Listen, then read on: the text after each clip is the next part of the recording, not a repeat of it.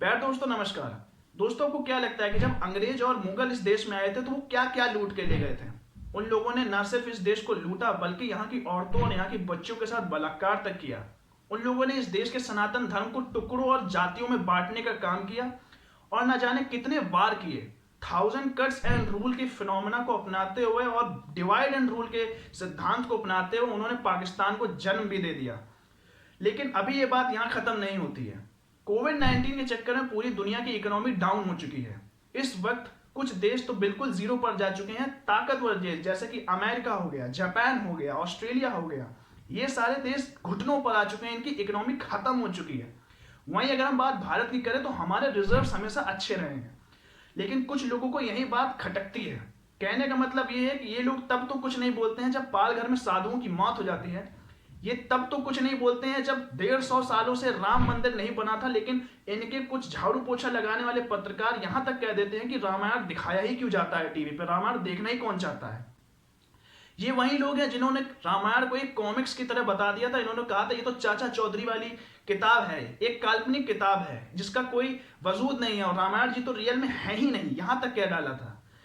इन लोगों को ये सारी बातें तो नजर आती हैं। इन लोगों को सिर्फ हिंदू और सनातन तभी नजर आता है जब इनका इलेक्शन पास में आता है। दरअसल कहने का मतलब ये है कि कांग्रेस पार्टी को अब, वैसे तो इन्होंने कई सारे घोटाले किए, लेकिन अब इनकी नजर भारतीय मंदिरों के सोने पर है। अब इनको ये बात खटक रही है कि मंदिरों में इतना सारा सोना आखिर पड़ा क्यों है, हम इसे यूज क्यों नहीं करते। दोस्तों यहाँ पर यूज करने की बात नहीं है। India is a secular nation है, यहाँ पर सेकुलरिज्म की कोई बात नहीं है। यहाँ पर बात यह कि जो ये दान दिया हुआ सोना, ये हमारे पूर्वजों ने अपनी श्रद्धा अनुसार दान किया था और वो मंदिर के वेलफेयर के लिए है, ना कि इनके घोटालों के लिए।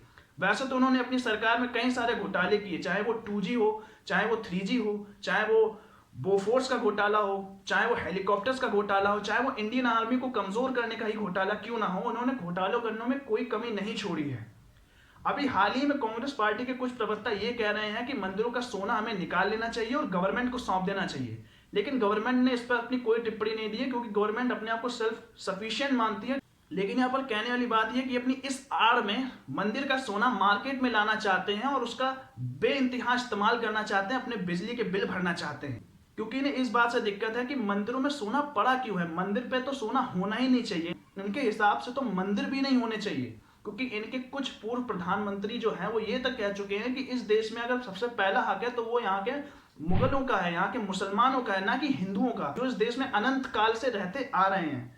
दोस्तों यहाँ पर कंट्रोवर्सी इसलिए बढ़ गई है क्योंकि कुछ लोगों ने मंदिर के सोने को लेकर अपनी राजनीति की रोटियां बहुत जोरों शोरों से सेकने की कोशिश करी है। वो इस आड़ में है कि पब्लिक तो यही कहेगी कि हाँ, मंदिरों का सोना निकाल लिया जाए और सरकार को दे दिया जाए, ना कि सरकार ने इस बारे में कोई टिप्पणी भी नहीं करी है। वो नहीं चाहती कि मंदिर का सोना निकले और ना कि उसमें एक बार भी ये बात में पब्लिकली डोमेन में आके ये एक बार भी बात नहीं करी है। जब इनको दान देना होता है तो ये मंदिरों की कतार में आके खड़े हो जाते हैं, जब इनको इलेक्शन आता है तब ये मंदिरों की कतार में आके खड़े हो जाते हैं। लेकिन जब पालघर जैसे कोई इंसिडेंट्स हो जाते हैं, जब पालघर जैसे कोई दुर्घटनाएं हो जाती हैं, तब इनके मुंह के ताले बंद हो जाते हैं, तब ये इस बात को बिल्कुल नहीं मानते। जब टीवी पर रामायण दिखानी होती है तब इनके कुछ झाड़ू पोछा लगाने वाले पत्रकार एक बार भी ये नहीं कहते कि हाँ, रामायण टीवी पे दिखानी चाहिए, बल्कि इस बात का सपोर्ट करने लगते हैं कि रामायण को टीवी पे लाना ही नहीं चाहिए, रामायण तो लोग देखना पसंद ही नहीं करते। जबकि इतने बड़े वर्ल्ड रिकॉर्ड के बाद इनके मुंह पे जो करारा तमाचा पड़ा है ना, मां कसम मजा आ गया भाई। अब अपने मंदिरों की बात कर लेते हैं। दोस्तों भारत में काफी समृद्ध मंदिर हैं, जैसे कि वैष्णो देवी का मंदिर हो गया, सिरनी वाले साईं बाबा जी का मंदिर हो गया, अक्षरधाम टेम्पल हो गया। ऐसे तमाम मंदिर हैं जहां पर बहुत सारा सोना, और एक अनुमान के हिसाब से $1 ट्रिलियन, मतलब $1 ट्रिलियन भारत का 1/4 जीडीपी के बराबर का पूरा हिस्सा इसमें पड़ा हुआ है। लेकिन ये सारी चीजें पब्लिकली हम नहीं ला सकते क्योंकि ये सारे हमारे पूर्वजों के दिए हुए बलिदान हैं, जो कि तब इस्तेमाल किए जा सकते हैं जब देश में सच में बहुत ज्यादा इकोनॉमिक क्राइसिस आ जाए या फिर देश के पास पैसा ही खत्म हो जाए।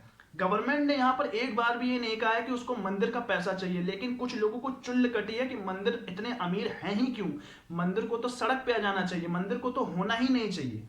दोस्तों यहाँ पर दुख इस बात का नहीं है कि हमें मंदिर के पैसों का दान नहीं करना चाहिए। मंदिर के पैसों को हम ही ने दान किया है और आगे चल के अगर देश को जरूरत पड़ेगी तो मंदिर खुद आगे बढ़ के, जैसे कि हमेशा की तरह उसने मदद की है, वो देश की मदद करेगा।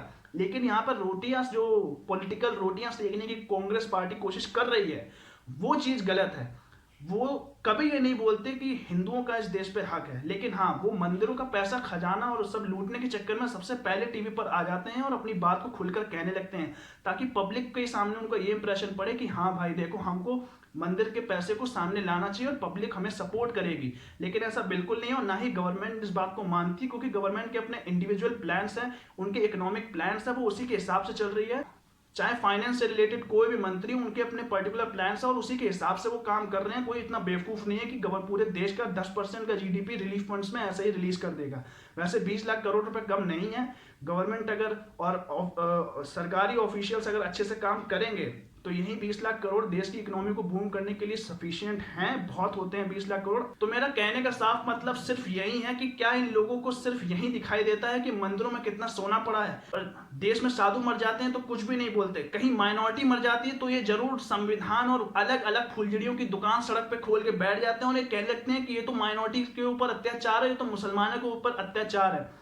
हाँ एक बात और यहाँ पर और इसी 20 लाख करोड़ में जब राशन की दुकान में फ्री आटा और चावल मिलेगा तो कुछ लोग अपने नेशनैलिटी दिखाएंगे, बोलेंगे देखिए साहब इसमें इंडियन लिखा हुआ है, हम बांग्लादेशी नहीं है ना, हम अफगानी हैं, इसमें देखिए इंडियन लिखा हुआ है। लेकिन यही लोगों को अगर हम लोग बोल देंगे कि सी और एनआरसी के लिए अपने पर्चे दिखाइए तो ये लोग संविधान का एक खूबसूरत का पर्चा फाड़ के जमीन में बैठ जाएंगे और रवीश कुमार जैसे लोग इनके लिए कैंडल ले आएंगे और ये लोग जमीन पे बैठ के अपना पूरा बिजनेस करेंगे और शाहीन बाग जैसा नाटक फिर से करने की कोशिश करते हैं। तो दोस्तों कहने का मतलब ये है कि अगर सरकार को जरूरत पड़ेगी तो वो इस बारे में सोचेगी और मंदिर खुले आम अपने इच्छा से बहुत सारा पैसा दे सकता है। हमारे मंदिरों के पास बहुत सारा पैसा है, लेकिन हमें इस कदर हम भिखारी नहीं बन गए हैं कि हम अपने मंदिरों का पैसा ऐसे ही जायज रूप में बाहर निकाल लें। देश को भी इस चीज की जरूरत नहीं है, लेकिन हाँ कभी अगर पड़ेगी तो मंदिर खुद ब खुद आगे आके इस चीज में हमारी मदद करेगा, क्योंकि उसने पहले भी ऐसी कई बार चीजें देखी गई हैं कि मंदिरों ने सामने आके लोगों को खाना खिलाया है,